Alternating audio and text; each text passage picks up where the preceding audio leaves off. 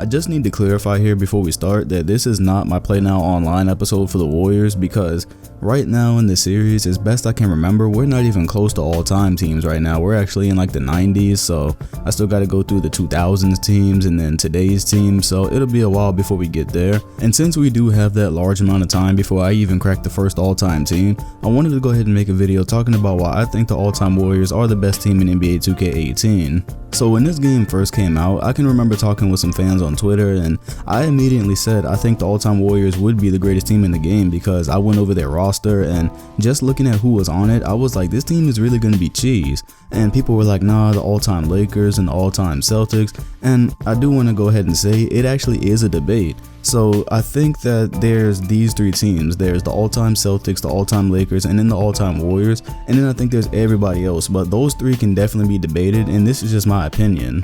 I think that when you look at those three teams specifically, of course the Celtics are extremely deep and so are the Lakers, but here's what I think separates the Warriors. So first of all, they have that cheese factor with their shooting. So I think it's well known that no player in this game could shoot the ball like Stephen Curry. Nobody can consistently pull up off balance, fading to the left and right by damn near the logo. Nobody else can do that besides him, and that gives his team, or any team that Steph Curry plays on in the game, that already gives him a huge advantage. So if you're looking at the 16 Warriors or the current Warriors, the 18 Warriors, whatever Warriors team has Steph Curry on it, they're automatically that much better because he's spacing the floor so much, just like he does in real life. So not only is he spacing the floor, but he's spacing the floor on this roster that is just filled with knockdown shooters, and I'm pretty sure more people on this team can shoot the ball from three than can't shoot it. So on top of that, you have Klay Thompson, who is almost just as bad as Curry. Of course, he isn't really pulling up off the dribble, and yeah, he can't really do the crazy things that Steph can, but he's a knockdown shooter with a silky smooth release in this game, so I don't really need to go that in depth on why Klay Thompson is a good shooter. Then next to him, you have like a Rick Barry, Tim Hardaway, Chris Mullin, Mitch Richmond, Baron Davis, and even Draymond Green at the backup power forward is hitting threes. Now, I want to go ahead and talk about those names I just mentioned with Run TMC, because if you go back to my Play Now Online episode where I was talking about the Warriors, that's the 1990 Warriors that had Hardaway, Mullin, and Richmond. Basically, all I was talking about in that gameplay, and all you saw in the gameplay, was just me shooting threes the entire time. Basically, before Stephen Curry became a cheat code in NBA 2K, you can date it back to Run TMC and NBA 2K13. Those were the original cheat code. So it's almost, this team and this roster is almost like the Avengers getting together, because Run TMC coming off the bench behind the starting lineup who can pretty much all shoot, that right there alone almost separates them from any team in the game, but there's a lot more.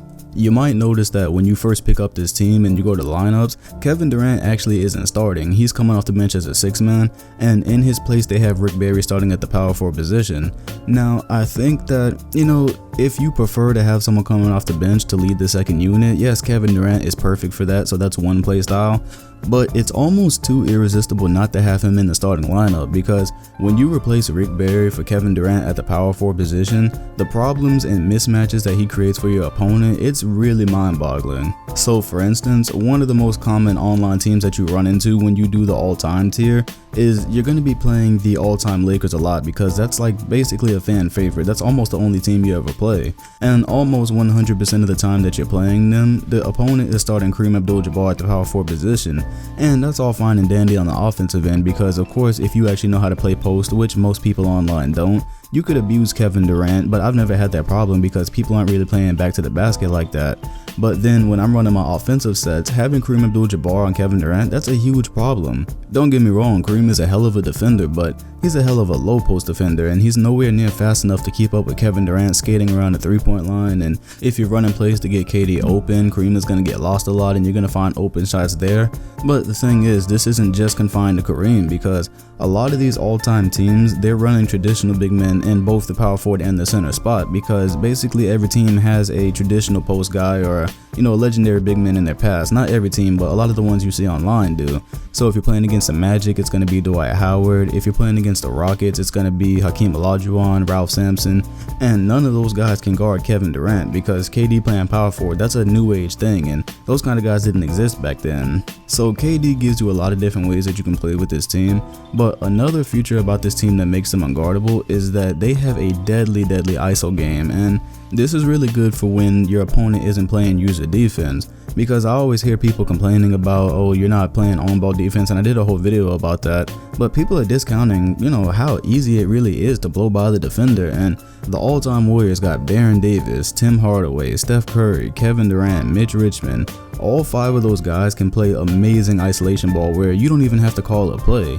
You can do some crossovers at the top of the key, you can drive inside and make the defense collapse, or you can get to the top and you can just call a pick and roll and really confuse the defense. There's so many things you can do with those guys, and not even just when the computer's guarding you. Actually, I like to use this tactic more when the player is playing user defense, because like I said in that video, it's really hard to play that correctly, and especially when you're playing against somebody with damn near 99 ball control and ball handling like Tim Hardaway. That's a really tricky situation. And with all these deadly players on the floor, perhaps the most dangerous thing about this team is the passing that you can do with them. So Rick Barry is one of the best passers in the game, Steph Curry is a really good passer.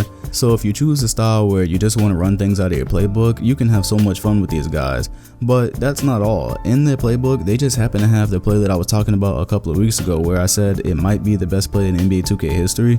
Yeah, they have the Horns flare play, and they have it for damn near everybody. So you could run this play for Klay Thompson, Kevin Durant, Rick Barry, and Chris Mullin. So 3 of those guys are just dead-eye knockdown shooters, and if you didn't get to watch the video where I went in depth about this play, I would go watch it because it creates a ton of ways to score no matter what team you're using it for. So especially when you're using it for the all-time Warriors and you have Klay Thompson getting a screen by Wilt Chamberlain and Steph Curry driving to the rim, and then the play keeps going if that shot isn't open. There's just so many things you can do with this team, it's not even funny. And speaking of Wilt Chamberlain, he's basically the great equalizer of this team, because you probably picked up on it earlier, and I was talking about having Kevin Durant and Rick Barry at the power forward, but of course that's small ball, so you're going against a lot of teams that have legit big men.